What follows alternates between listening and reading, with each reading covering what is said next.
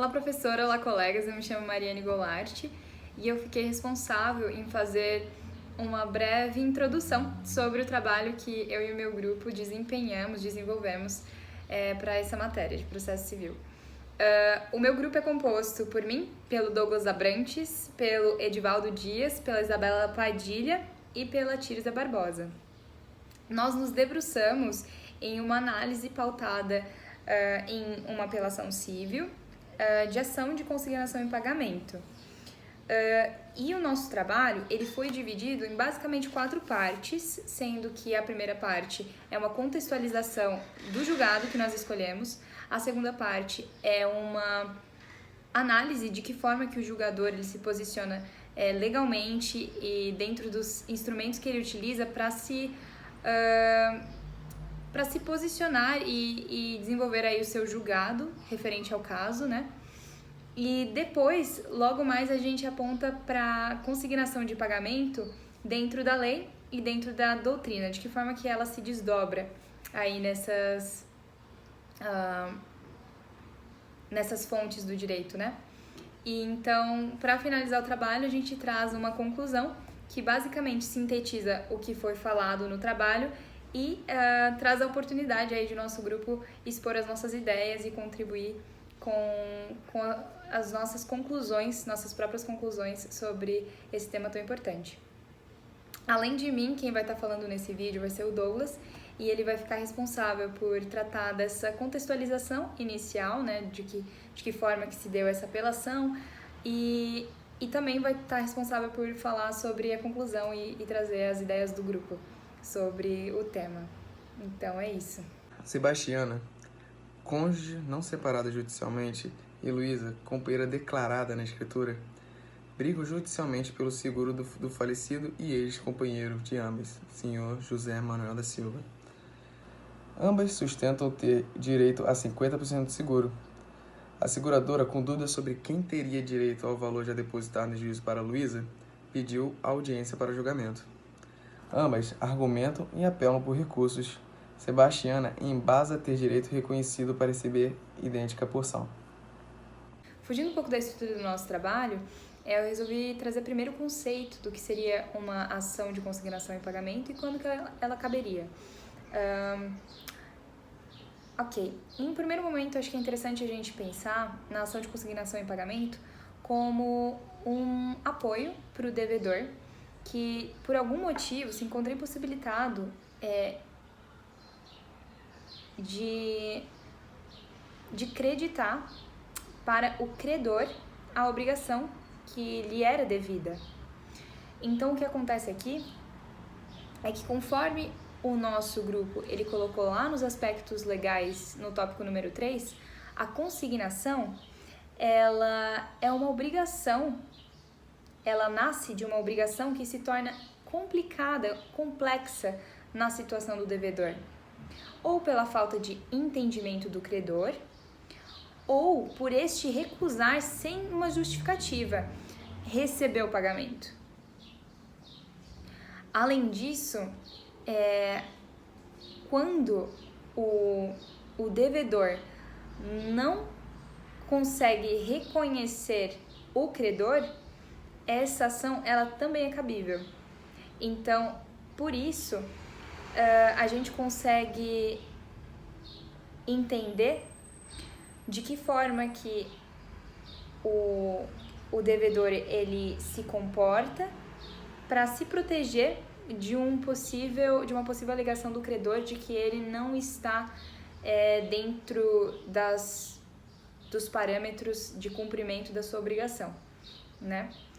A doutrina, nesse sentido, ela se comporta da seguinte forma: o juiz de direito Marcelo Mondega de Carvalho, ele diz o seguinte, que ele fala isso, confirma essa questão da consignação em pagamento, mas ele fala ainda mais de que a gente tem 2 modalidades, a extrajudicial e a judicial.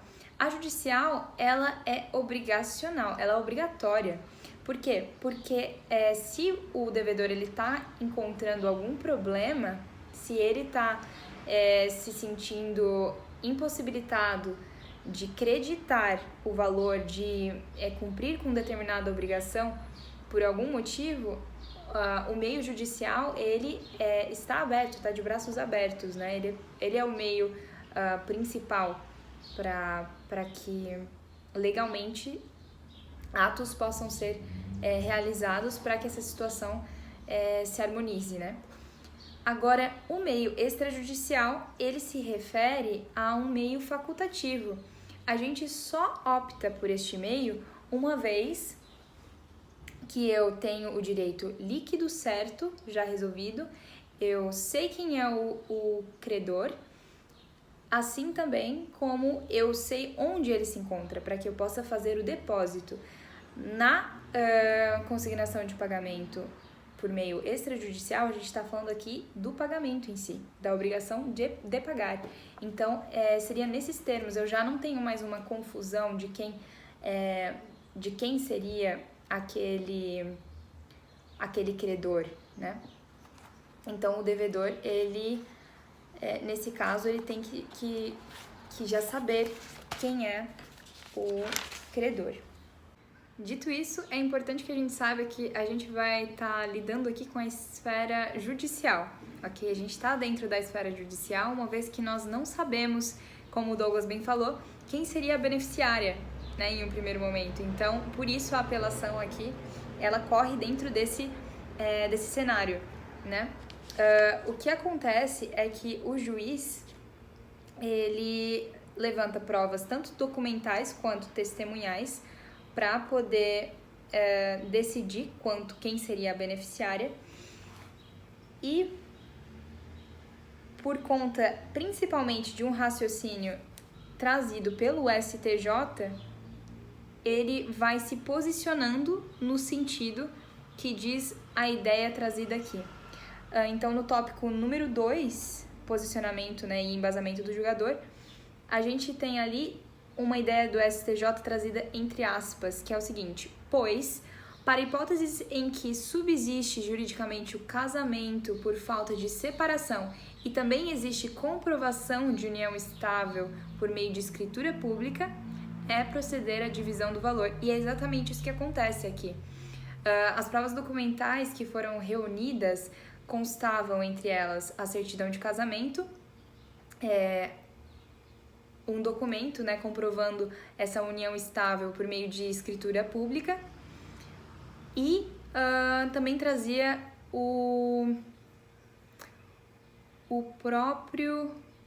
a própria identificação do seguro de vida, né, que já estava aí na sua obrigação, o Bradesco Vida e Previdência.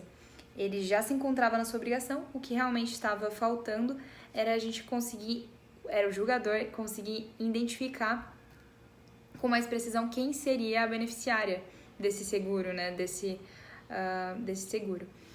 Então, o que acontece é que alguns artigos foram sendo excluídos, como, por exemplo, o 793, que falava que seria válida a instituição do companheiro como beneficiário se ao tempo do contrato o segurado era separado judicialmente ou já se encontrava separado de fato. Isso aqui não se encaixa, uma vez que, como a gente viu, as provas documentais, elas não permitem, né, a utilização desse artigo. Então, o julgador, ele ressalta essa questão e ele se direciona para uma prova documental que foi fundamental para a tomada de decisão sua, que foi o cartão proposta de adesão ao seguro coletivo. E esse cartão, ele foi preenchido a punho do Decujus, e nesse cartão constava que 50% do benefício seria dado a Luzia Viana e a outra parte, outros 50%, a Edna Francisca, né? Então, o que acontece é que o julgador, vendo este documento e entendendo a decisão do STJ, principalmente, se posiciona no sentido de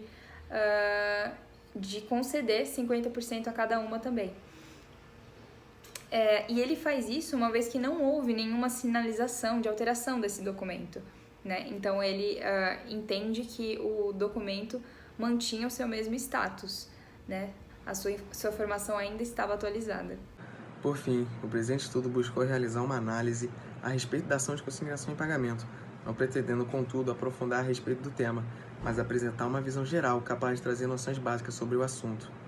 Infere-se, pelo presente julgado escolhido, que a consignação em pagamento se resume como uma forma do devedor adimplir a dívida ante ao credor. No entanto, não é obrigatório o devedor recorrer à ação de consignação para conseguir solucionar seu débito com o credor. Porém, podem aparecer outros pontos a serem levados em consideração pelo julgador, como é o caso de devedor possuir dívida contra a legitimidade dos credores. Portanto, entende-se que a consignação em pagamento é um meio indireto para o devedor exonerar-se da obrigação, consistente no depósito em juízo ou em estabelecimento bancário da coisa devida, nos casos e formas legais.